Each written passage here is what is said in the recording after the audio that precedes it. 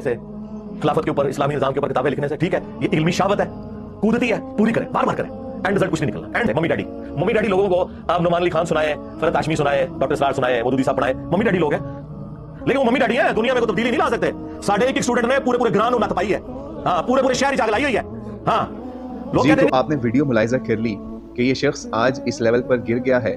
कल तक जिस डॉक्टर इसरार रहमतुल्लाह की तस्वीरें अपनी वीडियोस के अंदर लगा के और व्यूज कमाया करता था, या मौलाना मौदूदी रहमतुल्लाह अलैह जिनकी किताब खिलाफत और मलूकियत को ये एटम बम कहा करता था, आज उनके सब कारनामे, सब इल्मी चीज़ें आज इस शख्स ने सिर्फ इल्मी शहवत करार दे दी। कहता है कि खिलाफत पर, इस्लामी निज़ाम पर किताबें इल्मी शहवत हैं, इससे कोई एंड रिजल्ट नहीं निकलता।